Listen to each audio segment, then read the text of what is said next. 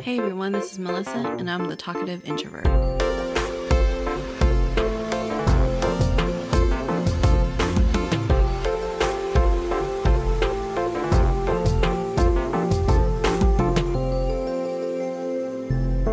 In today's episode, I am joined by Jem Fuller.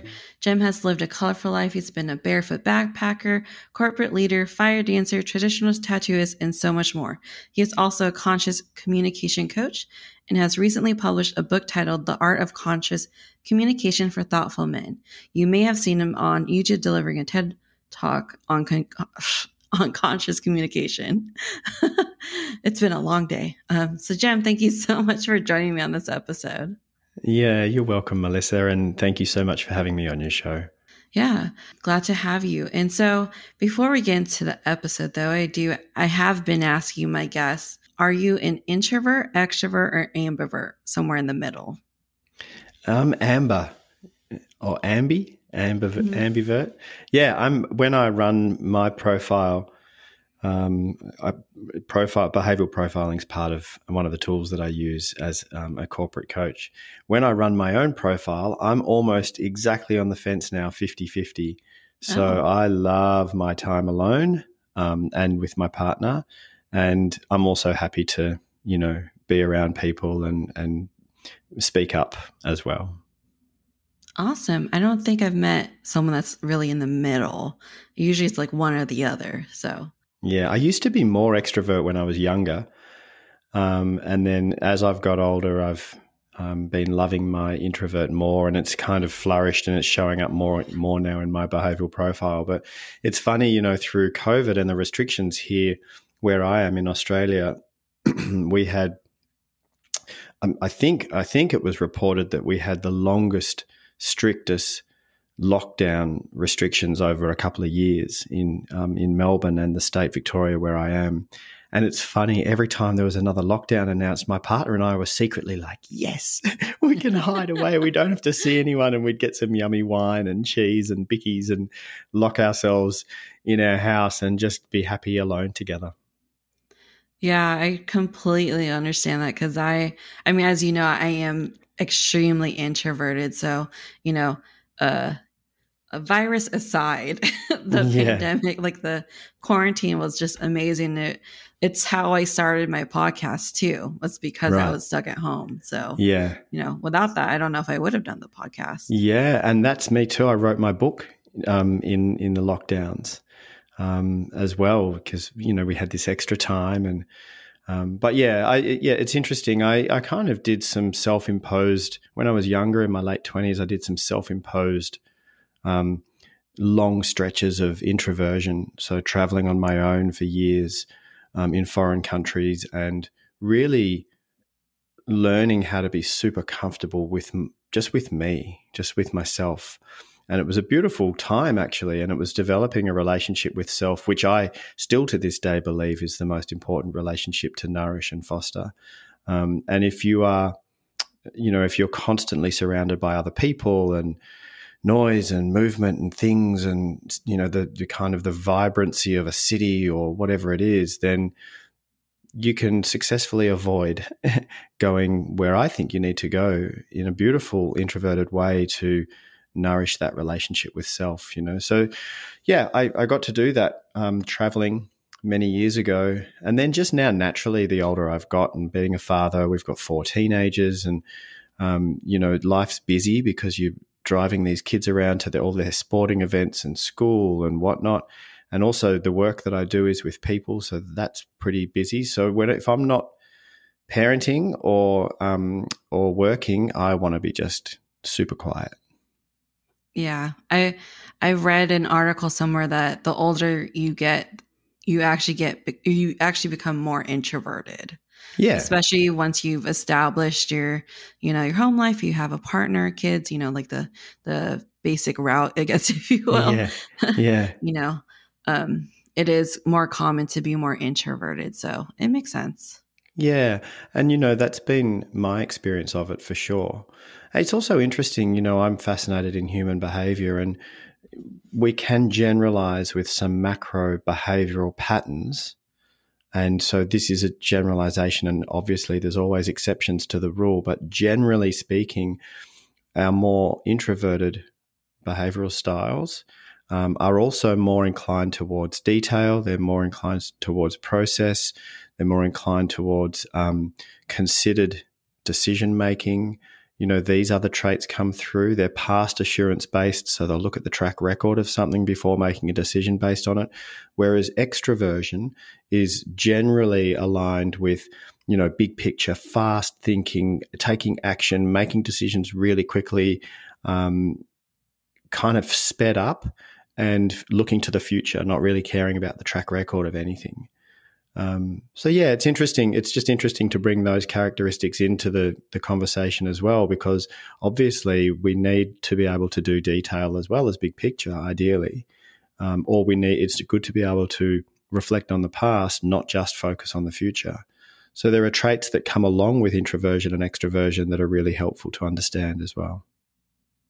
Yeah, I was talking to someone who is on the opposite spectrum of me as an extrovert, and he was saying how that he thinks that both are having an introvert and extrovert talk to each other is actually a really great conversation, which I agree. I had a really great talk with him. And because sometimes when you have two introverts in a room, sometimes it gets a little too quiet, or like we are so used to being in that listener role we forget to talk sometimes. Yeah. So it was a very interesting chat with him, and I thought it was a good back and forth. Yeah, it's funny, I mean, I know lots of introverts who are great conversationalists when it's one-on-one. Mm-hmm. And if the topic of the conversation is something that interests them, they're happy to talk. It's not like introverts are not happy to talk. It's just that generally speaking, the introverted part of us doesn't really have the drive or the push to try and be heard over others who are already kind of taking up that space. It's just easier to sit back and listen. Whereas an extrovert will be queuing up to get in there and have their say, Yeah, I have great conversations with introverts.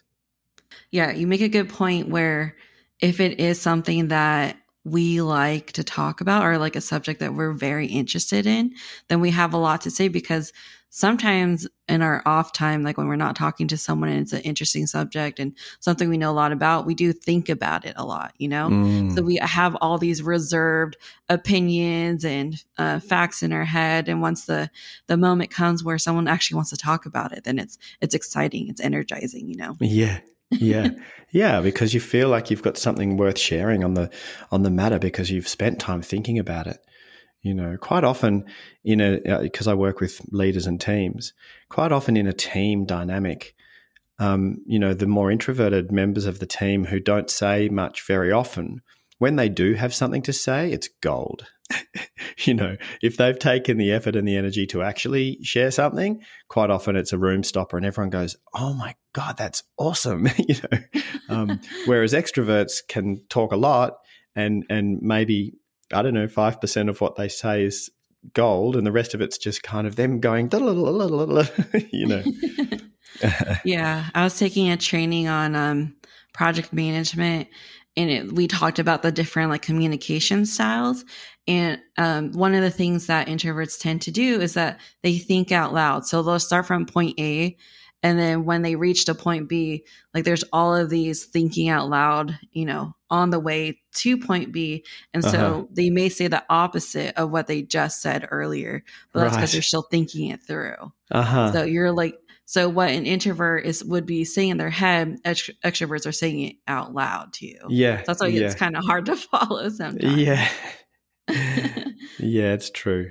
Bless them all. We need all the different versions, don't we? Oh, yeah. It's what makes us whole as a species.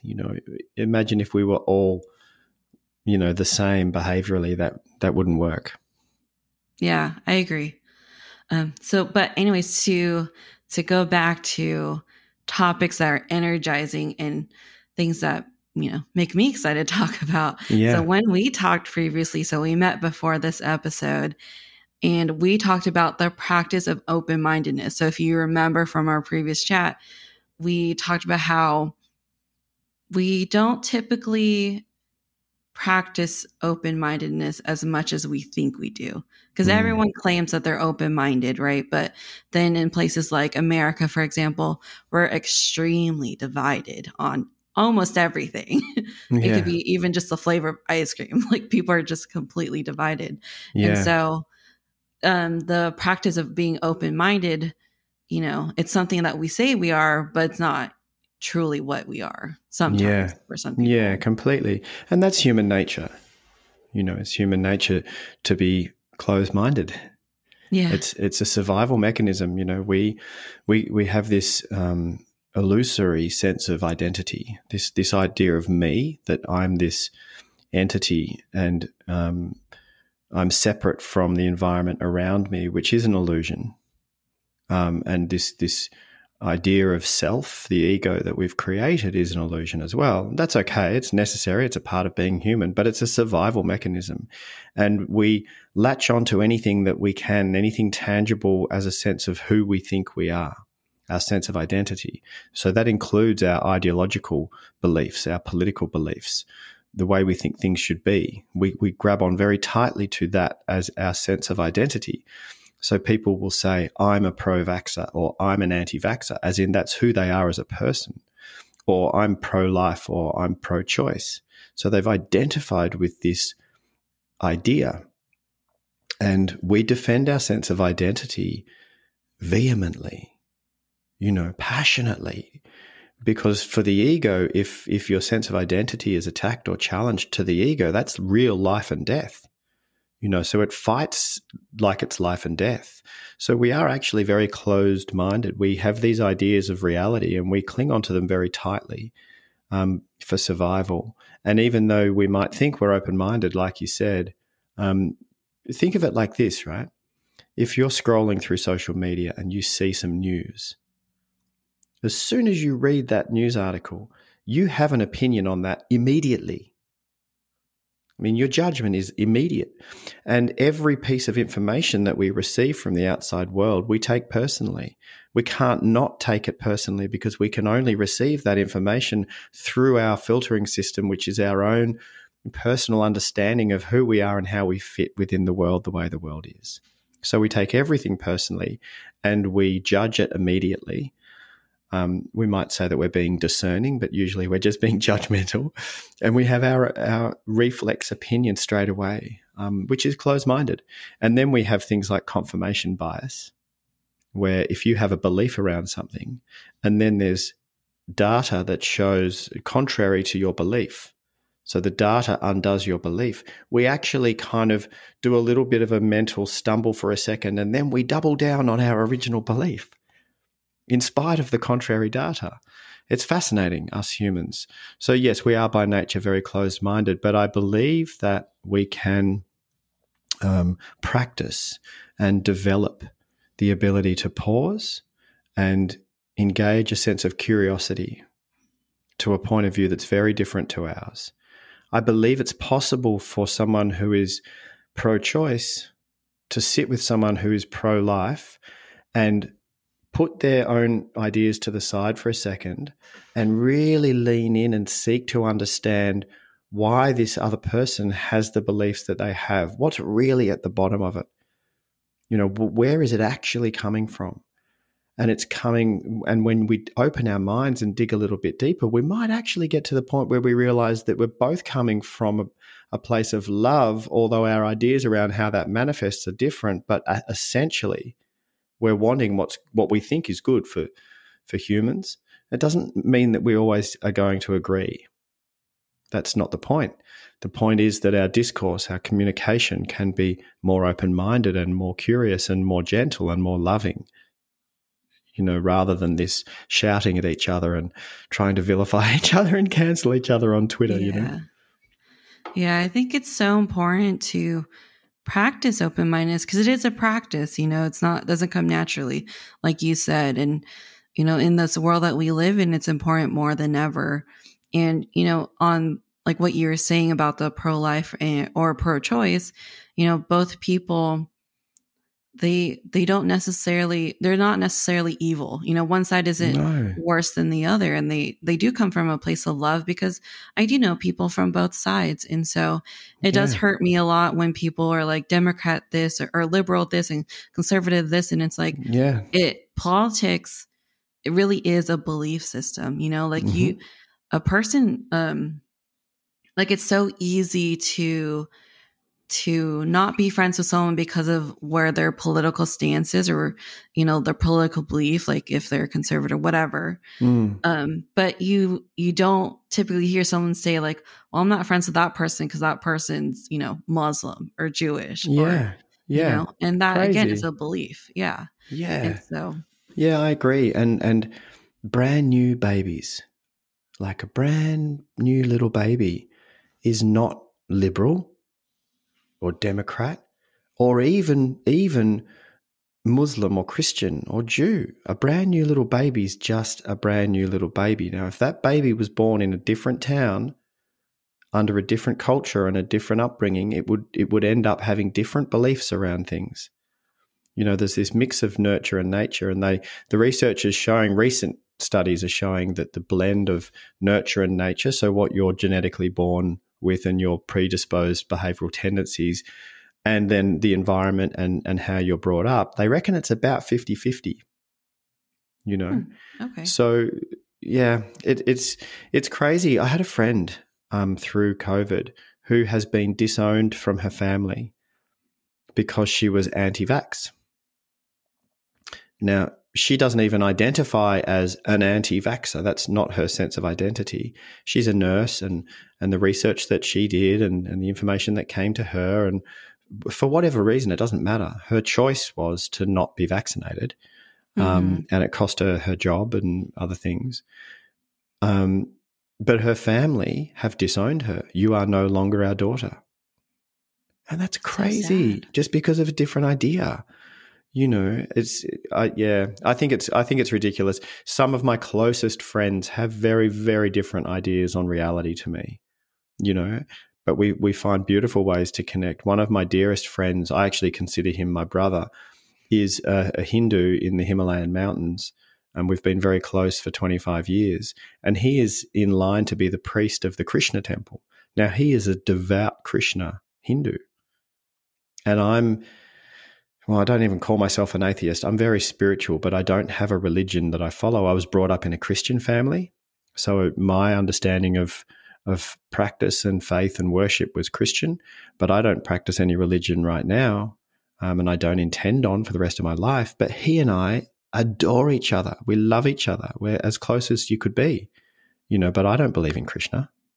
yeah, it's crazy that, you know, people have gone to that point where they're just disowning each other just because of, you know, a single choice, you know, and when people do that, it just, it closes doors to meeting some really like amazing people, you know, because people are just too scared now. They're too scared to share their beliefs or their opinions. And if their belief or opinion doesn't match, you know, what's on social media or what's on the news or whatever, but they could potentially be shunned. And it's really sad, because I think everyone's voices should be heard, you know, and it should be up to the other person if they want to believe them or not. But I don't think we should shut people out.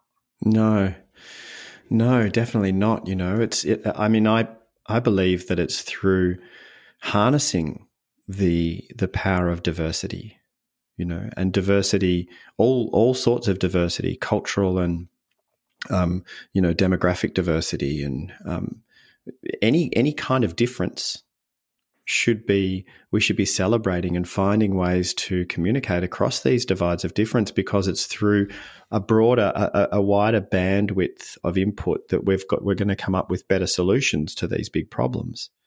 You know, if we're only hanging out with people who think exactly like us, that's a very narrow bandwidth for solving problems. You know, and it's also ridiculous because there's a big wide world with lots of different people in it. Yeah. And to believe that the whole world should just be like you, and we should get rid of. I mean, that's just craziness, you know. So, and look, it's sad. It is sad. I agree. It's sad because there are certainly, you know, there's some political divisiveness at the moment, which is geared towards creating these divides and harnessing the fear, the natural fear that humans have, and using it to political ends, which is, it's just so sad. I really believe we have what it takes to evolve beyond this, you know, kind of antiquated, unnecessary, dysfunctional behavior. That's what's going on. I don't think it's necessary anymore. I mean, maybe 1,000 years ago it was necessary, or maybe even a few hundred years ago it was necessary. But seriously, we've got the technology and the understanding, and we're moving into a spiritual sensibility that we really do have what it takes to work together more functionally, more effectively. So it's frustrating. But, you know, there's people like you and me who are having conversations like this to hopefully encourage people to think more like this and to kind of show up more like this in their day-to-day lives. And who knows, maybe it will come good. Yeah, I hope so. I hope that, you know, people take a step back and realize how much worse it is to be this way.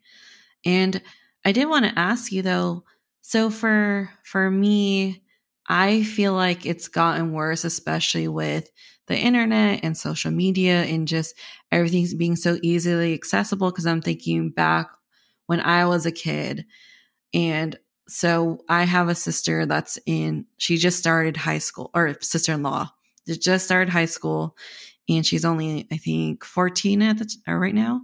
But even before high school, like even like last year and the last previous years, kids her age talk about like the politics, and they talk about how awful like conservatives are, how awful liberals are. Like they're actually having these conversations like this person's evil and this person blah blah blah. And I remember when I was a kid, like we were watching like SpongeBob, or like we were watching, you know, cartoons, or like talking about Disney, or talking about like, I don't remember ever talking about the same way that kids are now. And so do you think that this division and, you know, this closed-mindedness, it has become worse, or is it just more, or do we just see it more because of social media and the, you know, the internet? It's such a great question. You know, I mean, we're running this social experiment on ourselves with social media, and we don't know what the outcomes are going to be, but we're certainly affecting ourselves with these smart, when I say smart devices, using inverted commas, we're certainly affecting ourselves in ways that we're starting to see some of the impacts on it, of that technology on us as a species, but really the impacts that will come in the next 20 to 30 years, we just don't know.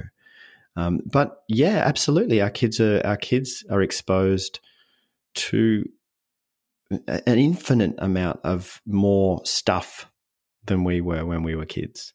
Because you have teenagers, right? That's what you said. Yeah, earlier. I've got an 18-year-old, 16-year-old, and my partner has a 15 and 13-year-old. So there's 4 teenagers there, and yeah, they're exposed to stuff, and they have access to stuff that we didn't even know about. You know, I mean, it's funny, my 18-year-old, he's in his final year of high school. I don't know if you call it high school in the States. Yeah. Yeah. So he's in his final year of high school, and he's going to take a year off next year before going to university. He wants to travel around the world. Oh, nice. And he said, yeah, it's great. And he said to me, Dad, what do I do? Like when I get to a foreign city in a foreign country, how will I know where to go or what to do? And I said, oh my God, are you crazy? You've got an iPhone, dude. Everything you need is on there. Like you can book your hotels, your transport, your cars. You can find out where it's good to eat. You can find out what to go and see. You can meet people. You can couch surf. You can meet groups of people that are also into Lego. You know, he's still into Lego. I said, dude, it's so easy for you. When I was traveling around the world when I was 18, I had this big, heavy book called A Lonely Planet Guidebook, you know, which I didn't even ever use really, only on emergencies. It sat in the bottom of my backpack. But we just figured it out. We had no idea what we were doing. We just walk around and ask people where to go and that kind of thing. So, yeah, look, it's a different world. And back to your point, you know, 13-year-olds scrolling through YouTube or Snapchat or whatever they're scrolling through, and being exposed to conversations about how the right hates the left and the left hates the right, and these people are evil and these people are good, or the identity politics and the pronouns and that whole thing. And the kids are worried about upsetting someone by seeing someone who, to them, they see a male their age, and they're scared to say, oh, he's coming over to my place, because they don't want to say he in case they get it wrong, and then they get vilified and da da da. I mean, it's a crazy world. It's really just become a little bit kind of crazy. So look, I don't know, Melissa. I don't know what's going to happen. I think really for me as a parent, I just focus on what I can have some influence over, which is in my relationship and my communication with my kids, how I can hopefully positively influence them in ways. And, my kids are open-minded. They don't have prejudice towards people based on color of skin or religion or race or anything like that. They've just been brought up that people are people, and that they're lucky. My kids are very lucky, and privileged is another word that we have to use, but they are, and they've been travel. I've taken them to Asia. They've been through Southeast Asia, and they've been through Indonesia, and so they've seen how other people live, and they know there's a big wide world out there beyond YouTube and Instagram. But yeah, I don't know. It's changing in ways, isn't it? It's a little bit concerning. The kids are only one touch away from horrible things on the internet as well. Mm-hmm. Yeah, it's crazy how everything is so easily accessible, and in a way, it's made a lot of people's lives easier for sure, but it's also made people's lives a little too easy sometimes. Like when you're talking about how's he going to get around and all that. And even just in a more recent times with the creation of Google Maps, when I first started driving, that didn't exist, but I was able to get everywhere. I always made it home in time. But now sometimes I have to put up Google Maps just to get home. I'm just like, I didn't have to do this when I was 16. Why am I doing this now? And so it's just very, very convenient. And, but that kind of, sometimes I wonder if that, life being a little too easy also kind of impacts our kids, or no, I don't have kids, but the kids of the next generation, because I like that you say our kids. I like that, because they are our kids. They are our next generation. And I agree. I think it is having an impact. I think there's a certain amount of entitlement that I wasn't aware of when I was their age. Our kids are coming out of school and getting a job, and they want to be paid top dollar straight away, and they want to have all the perks straight away, and they want everything easily because it's all been so easy for them to get. I mean, they can ask their smart device anything they want and they know the answer straight away. We didn't have that, back in the days of going and looking through an encyclopedia to try and learn something. And so, yeah, look, I think there's a certain amount of entitlement, and the old idea of, you need to work hard and earn your stripes, so to speak, is being challenged at the moment. So we'll see where that goes. Yeah, because sometimes I hear kids and hear, not even kids sometimes people my age, millennials and who are adults now. I don't know why that's crazy to me. I still feel like a child, but but even sometimes millennials are, they're talking about how horrible America is, and we're going down the drain, and how we're awful. And it just brings me back to when my parents brought me to the Philippines, my brother and I, to the Philippines, and we got to see the squatter area. So that's what they call it, the squatter areas. And, these people's houses are built out of just whatever they could find. And it's just there's no electricity, no air conditioner, you still have to do the water pump and all this stuff. And I think it's evolved since then, but it's still nowhere near, the poor parts of here in America. like at least the poor parts of like here in America, they still have, you know, housing and the places for people to live. Like we have homeless shelters and we have like all these different amenities that, you know, other countries don't have. And sometimes I'm just like, man, you guys really need to visit the squatter areas or visit these other, you know, poor country or like, you know, third world countries and really see how it is. And, you know, maybe you'll actually be grateful for this country and that instead of tearing it down, we can build it up, you know? Yeah. Yeah, it's such a good point, isn't it? You know, people who haven't left, it's the same in Australia. People who haven't left Australia, not all of them, some of them, just some people can easily take for granted what we have here, you know, and complain about Australia, complain about this, that, and the other. And it's like, wow, you really have got no idea. Our healthcare is free. You know, you're sick, you go to the hospital, it's free. You know, and the roads are in good conditions, and yeah.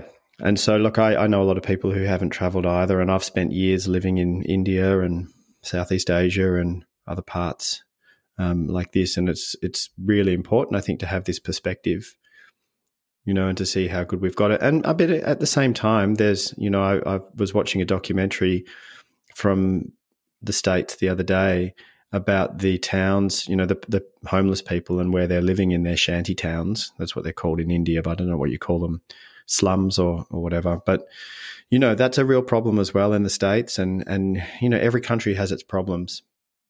And I really only know I don't consume mainstream news because I choose not to. I haven't watched mainstream news for over 20 years.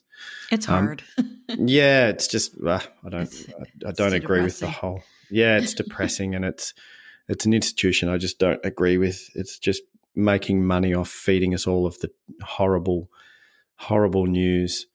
Anyway, so I really only know what I know through listening to good quality podcasts and watching documentaries, and then speaking with people like you, you know, and you know, from all the way over here in Australia, my exposure to people in the States is that there's so many good people trying to do good work. They're just fighting against a massive political system, which is kind of imploding upon itself, you know. But there's, in terms of the average person, they're good people. Humans are good, you know. And there's a lot of research. This is not just me as some old kind of hippie going, humans are lovely, man. There's actually a bunch of research that shows that humans' nature is actually good, not horrible. You know, the Lord of the Flies book, that famous book about how the kids all start, you know, becoming violent on the island together. It's just not true. Mm-hmm. So yeah, look, I think we're good. I don't know whether we'll get it together in time, or whether the climate will change too much, or whether another pandemic will come that's more deadly than the last one, or who knows. You know, I'm not really sure, but I do know that there's good people trying to do good work. Yeah, I think so too. I think majority of people, even though, you know, the news tries to tell us how evil one side is, you know, but I think in general, everyone has good intentions and people make the choices they make because they want what's best for their family and their friends. And that's why I don't really pick a side, and I try not to like vilify or demonize one or the other, because they're coming from a good place. You know, they just want what's best for everybody. And, you know, what's best for everybody, no one truly knows what that is. So that's why, you know, like, no, not one political party is better than the other, because no one knows. At the end of the day, no one knows. Yeah, that's right. We're just trying on a whole bunch of different ideas, and, you know, there's plenty of bad ideas. Yeah. You know, there's a guy who I listen to his podcast, and I use his meditation app. His name's Sam Harris. And I love this quote of his. He says, it's not that there are bad people. They're good people. They've just been sold on bad ideas. Oh. You know. Mm-hmm. And I love this, because this for me is my place of compassion. And my ability to have compassion, even for someone who has been so sold on a bad idea that they do a terrible thing, like a suicide bomber, mm-hmm. right? A religious suicide bomber. They've been sold on this idea that if they go and do that they go straight to heaven, and that they get to live in the heavenly afterlife and that they're doing a good thing, that's a really bad idea, right? But they believe that bad idea. But that doesn't mean they're a bad person. They just happen to be born where they were born and brought up in the environment that they were brought up in. It's like saying the child soldier in Sierra Leone, whose family were raped and murdered in front of them. And then they got given a automatic weapon at the age of 10 years old and told that, to channel their anger into killing, right? They weren't born a bad person. They were just born in the wrong spot. If that kid was born in my hometown, he'd be surfing and smoking weed and chilling out with his mates. Do you know what I mean? Yeah. So, I really don't think that people are necessarily born bad. Now, there are psychopaths, and that's a medical condition, and the wiring is not right. So that's a different story. I'm just talking about people generally.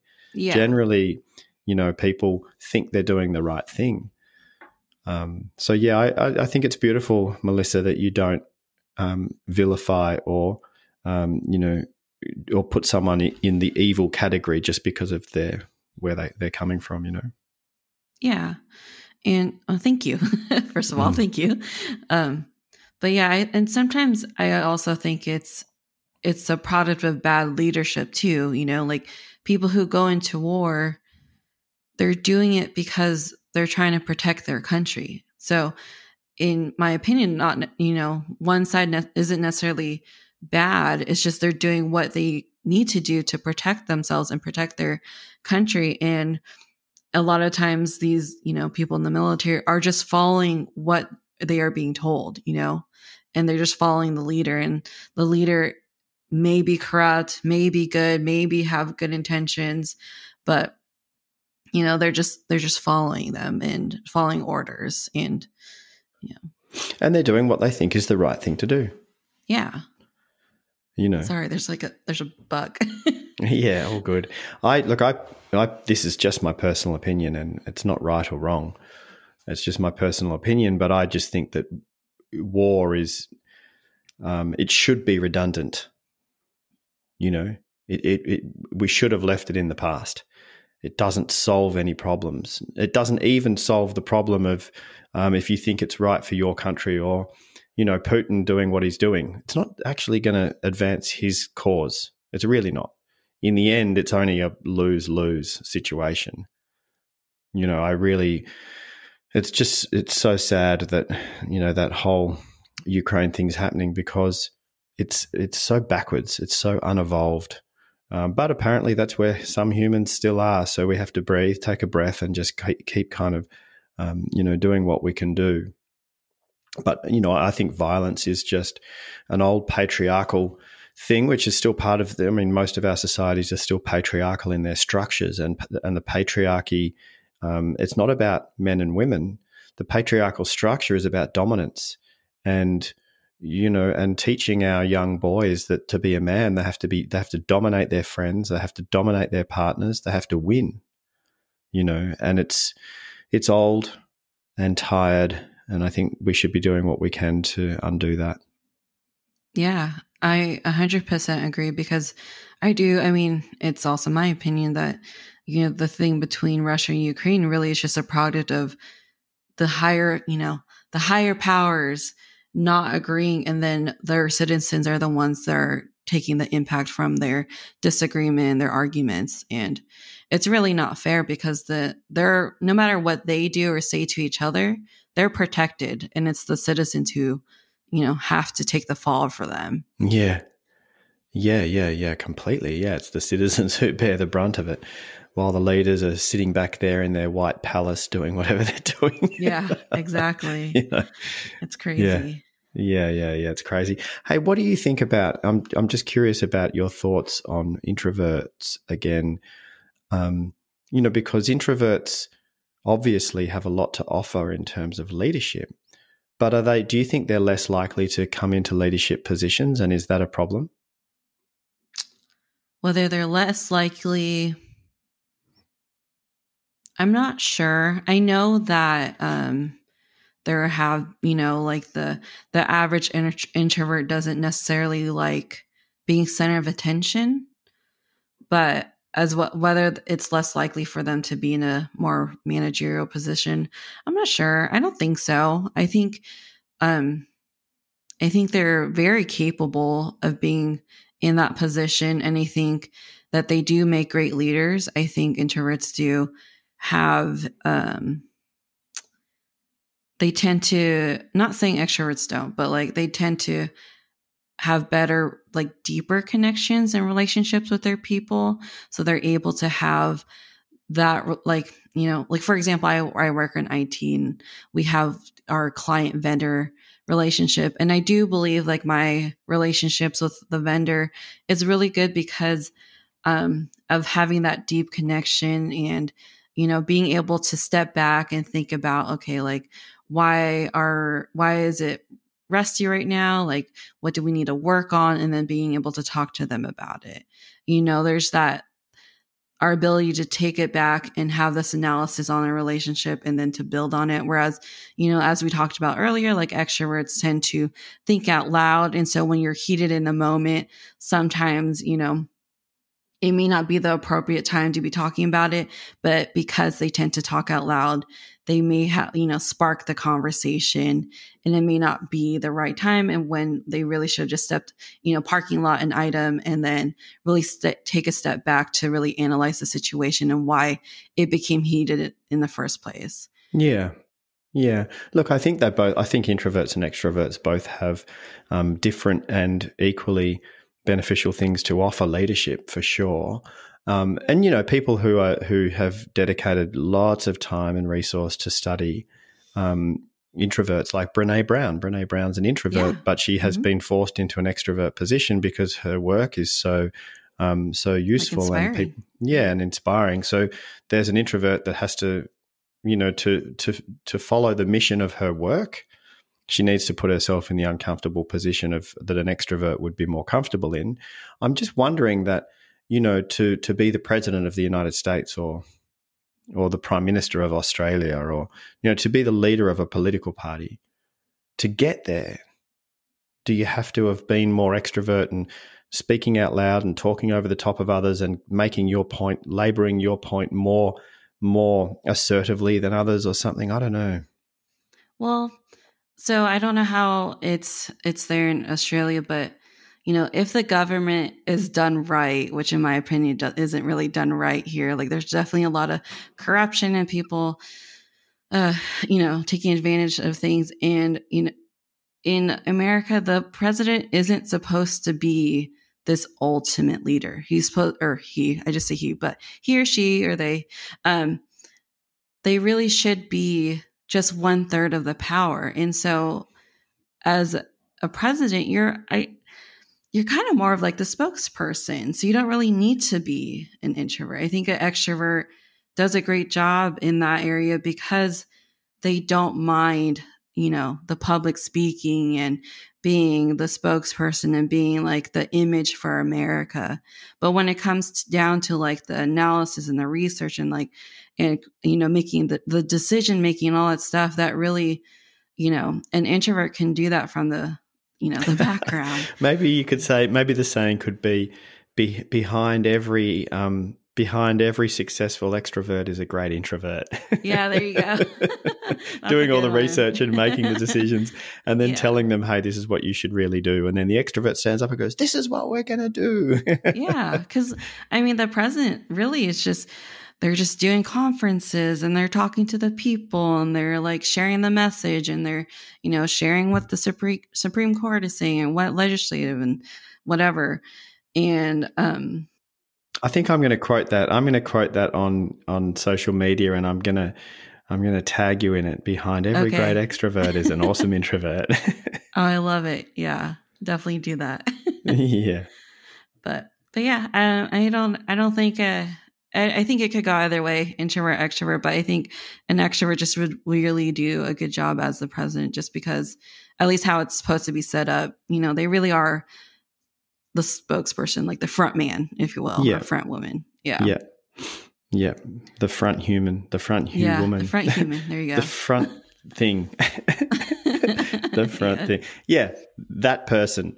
standing up, doing all the talking. Yeah. So look, this kind of circles all the way back to near the start of our conversation, how we need both. We need extrovert and introvert, and we can play to our strengths, and we should play to our strengths. I talk about this with leaders and teams as well. People thrive in their work when they feel that they get to play to their natural talents and their strengths reasonably regularly.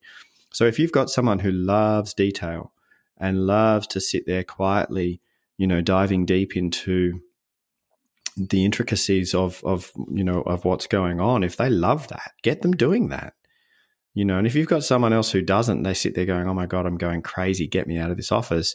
Get them out in a role where they're talking and meeting and relationship building or whatever it is, Yeah. Yeah, playing to our strengths. There's a guy in the UK called Marcus Buckingham, who's a leadership speaker as well. And he has some great YouTube clips on us as humans playing to our strengths. And how if someone's naturally introvert, get them in a role. And we kind of tend to end up like that as well. I've run thousands of behavioral profiles for people in the commercial world, and not just in the private sector, in not-for-profit, in government, etc. But, when I'm working, if I go and do a piece of work with a bank and I'm working with the team of risk assessors, they're all introverts, right? They all have an eye for detail.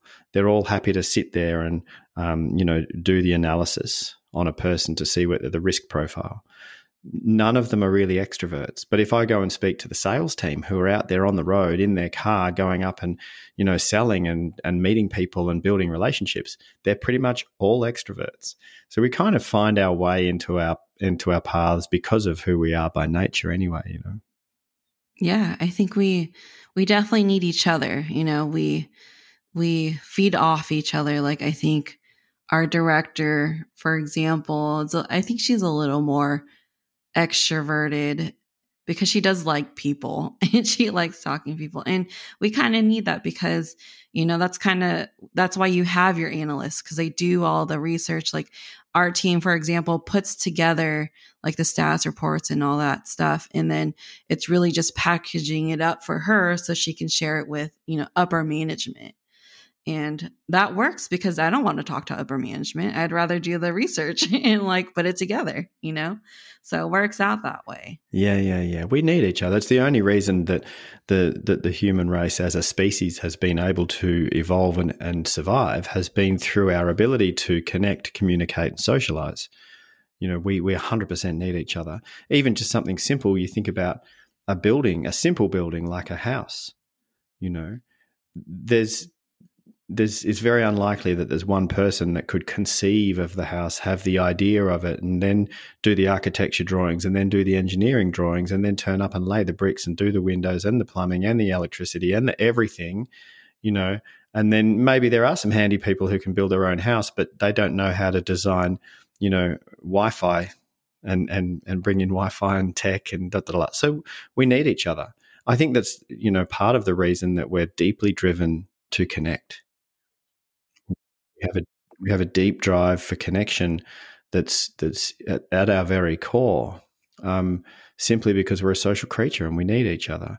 And that's interesting too, because through the lockdowns, and I'm sure you experienced the same thing, through the restrictions and the isolation, depression and anxiety rates went through the roof because people were isolated and they couldn't connect. And that was even harder for extroverts. So of my two teenage boys, my older boy is beautifully introvert, and my younger boy is massively extrovert. In the lockdowns, my introvert son, he loved it. Yeah, he was happy with that. My younger boy suffered depression and anxiety, was having anxiety attacks and really struggling. And it was just simply because he was removed from his social group. So yeah, it's interesting. We need each other, and we're driven to connect. And I think that's that's a good thing. And that's another reason why it's sad to watch people battling each other and creating enemies over different political or ideological beliefs. It's just such a shame because we actually need each other, and the connection it's not just a nice kind of spiritual kumbaya, we should all love each other because that's nice, which it is at the same time, but it's Yeah. also very functional. Yeah. It's functional that we should connect and get along.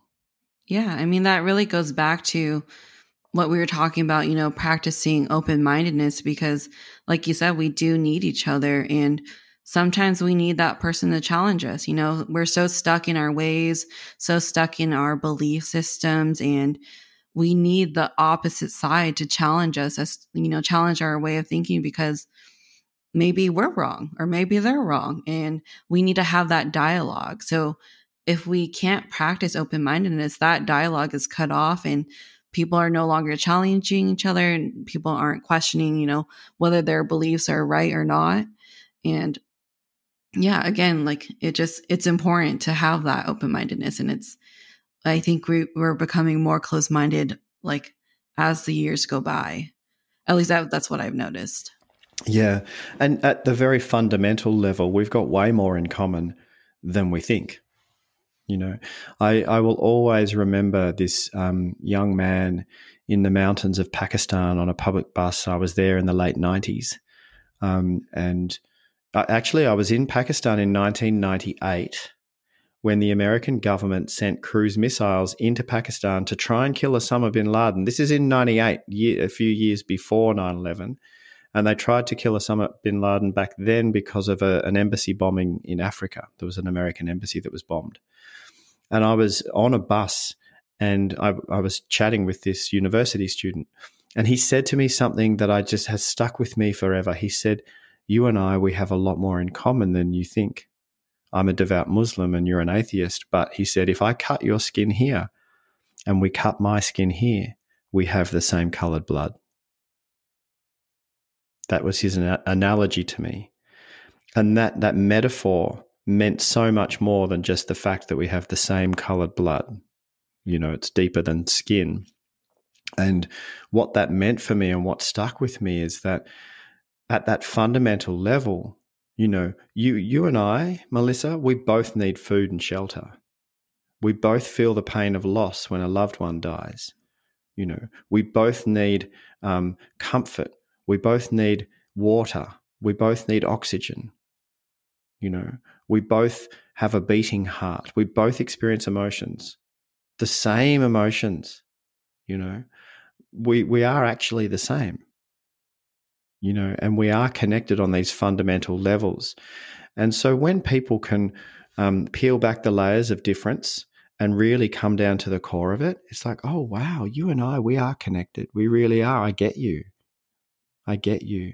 And if we can remember to do that, if we can be open-minded enough to have a conversation and come down to the fundamental level of connection and go, wow, you're coming from a place of love as well. And then we can start to explore our differences and broaden our respective horizons. I hope that I learned something through conversation with you. I hope that I learned to see the world in a slightly different way that I didn't see before. Yeah, absolutely. I think if people were more willing to step out of themselves for a little bit, like that saying, like, be in someone's shoes. I think that's so important that people forget, like, you need to be in someone's shoes to understand why they think the way they do, like, I think it's very harmful to just automatically think the worst of the other person without understanding why they think that way. Like taking the pro-life and pro-choice example, people who are pro-choice think that they're baby killers, like pro-life people are baby killers and they don't care about the opposite. I always get them confused. Like one side's are baby killers, but the other side doesn't care about the woman's body or something like that, But in reality, like they care about both. It's just, you just have to determine, when does life begin? It's always the big question. And so that's where people differ. And it's not that one doesn't care less than the other. It's just what they believe when life begins. Yeah. Yeah. Yeah. And people not pausing to consider, so the people who are pro-life and saying that abortion 100% from the moment of conception, that abortion should not be allowed, Have they really sat down with a 10-year-old girl who got raped and was forced to have the child from someone who raped her when she was 10?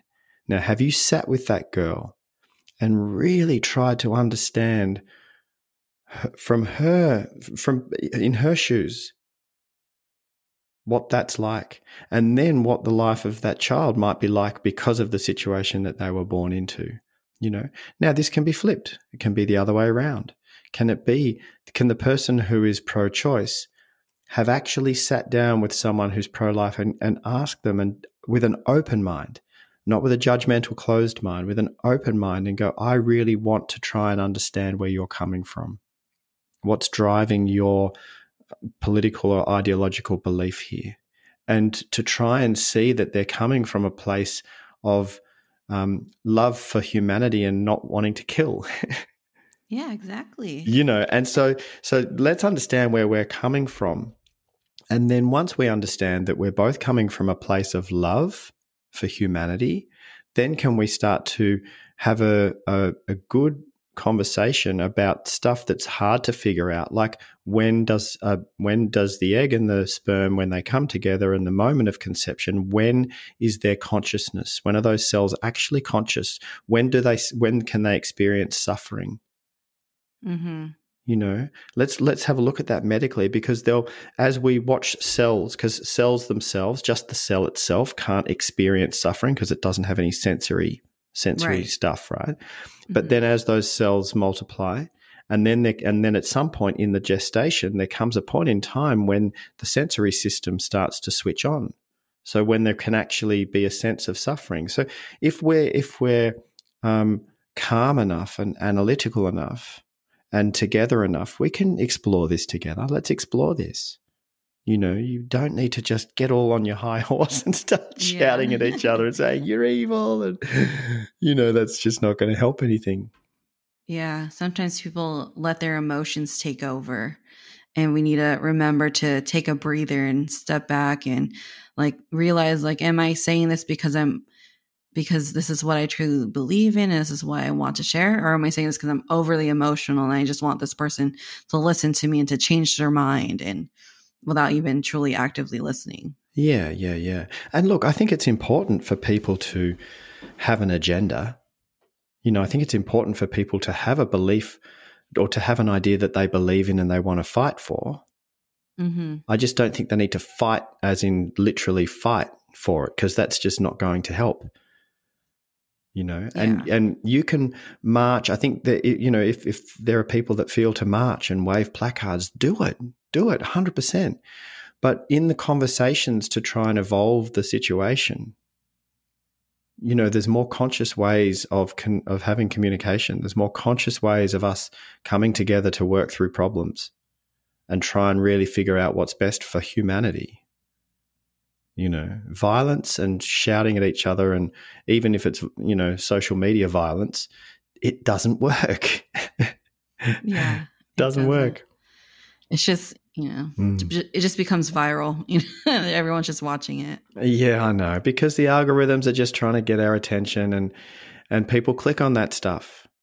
You should see my social media feed, Melissa. It's all positive news. It's all good stuff that's going on. The terrible stuff doesn't show up in my feed because the algorithms know I don't click on it. Oh, good. Hey, how's this? This is a true story, right? Okay. I was coaching this guy a few years ago, and he lives in the city. I'm in a small town, and he lives in the city near me. It's a pretty small city. And he said to me, Jem, have you noticed that it's going crazy in the city? Like, there's so much violence, I'm just seeing it. And there's people are pulling up in traffic lights in the peak hour traffic, and they're getting out and fighting each other. And he said the other night, this ice addict came to my house and was banging like a lunatic on my front door, saying that we'd stolen her house and I had to do a citizen's arrest. And he goes, I'm just seeing it everywhere. And I said, that's interesting, man, because I don't see it at all, right? It's not showing up in my reality, in my real life feed. It's not showing up. And I said, hey, I'm really curious, man. Can you show me your social media feeds? And so he opened Facebook or whatever. And we scrolled through his feed, And it was all of that sensational stuff, Oh, you know, okay. cops beating people and people fighting and, you know, craziness and all of this kind of stuff.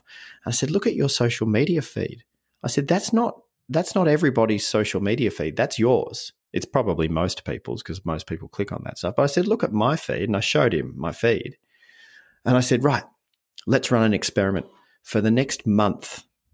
I think, or we did 2 months. For the next 2 months, just click on positive stuff. Click on humans being nice to each other. Click on humans finding ways to solve problems. Click on positive news. Just click on that stuff and see what happens.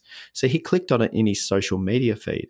Not only did his social media feed change, but in his real life feed started to change. He started to come across less violence out on the streets. How crazy is that?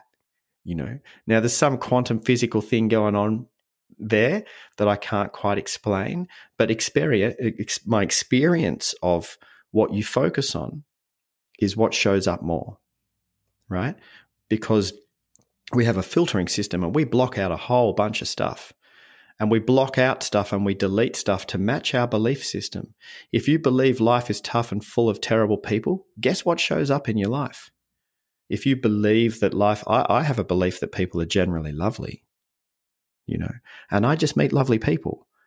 I don't meet assholes.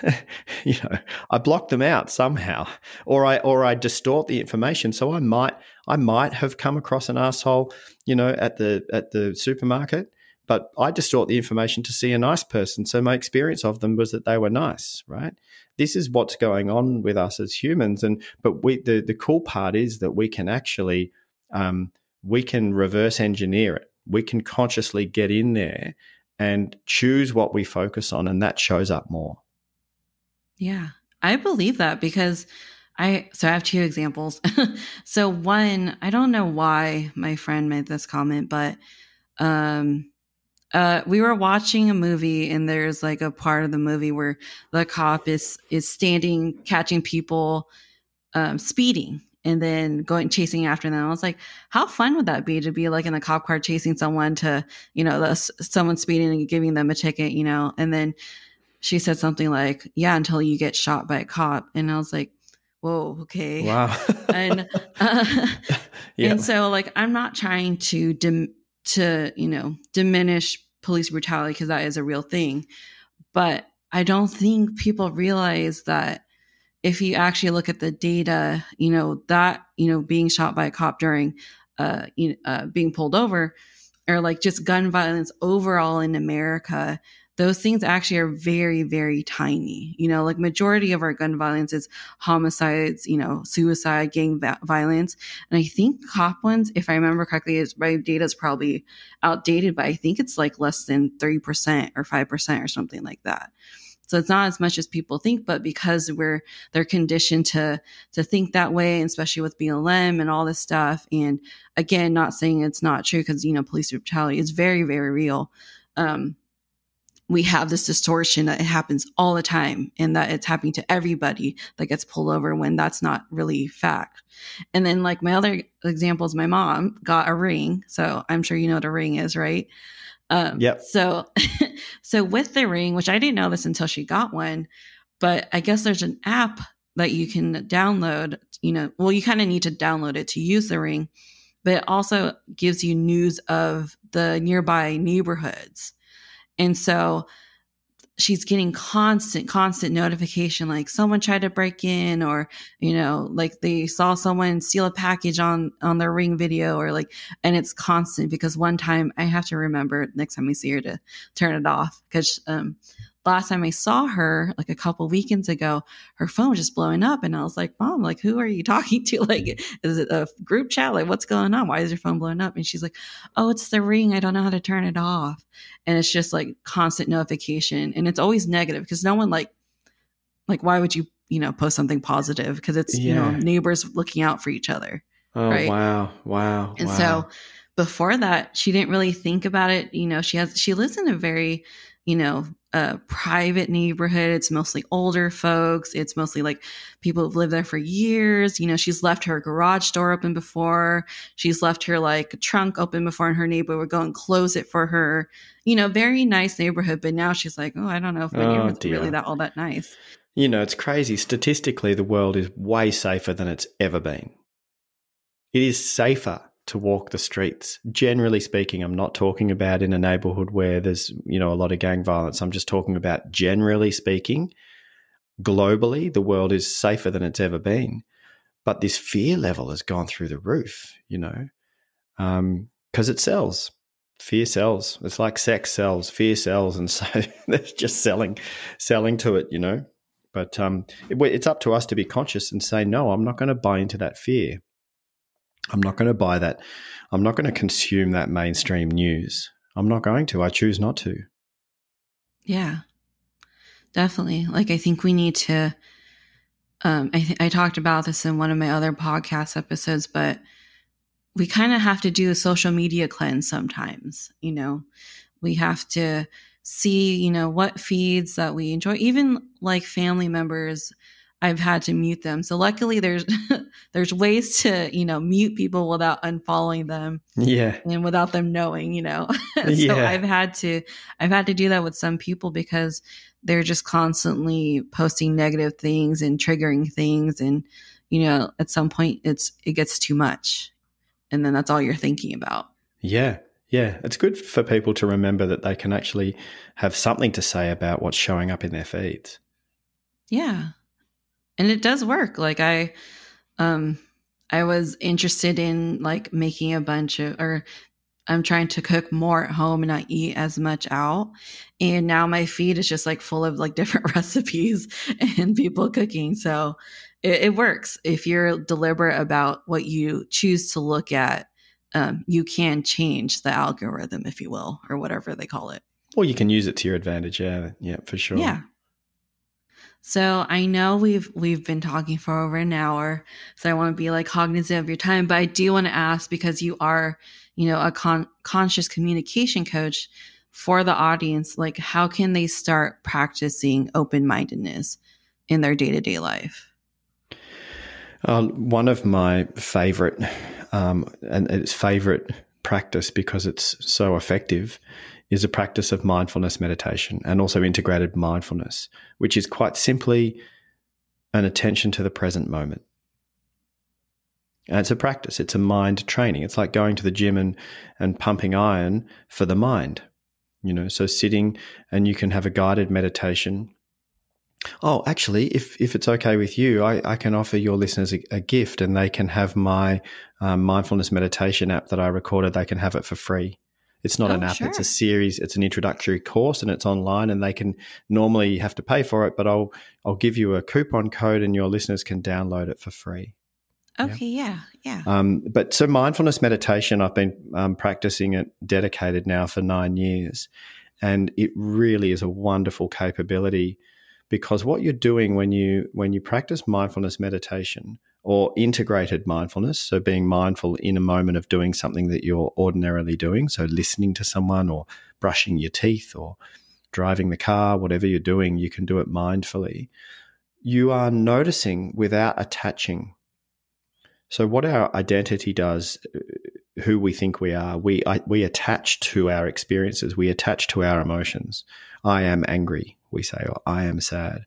We attach to our vehicles. I am so-and-so's husband or wife, or I am an IT consultant, or I am a bus driver. We attach to this stuff.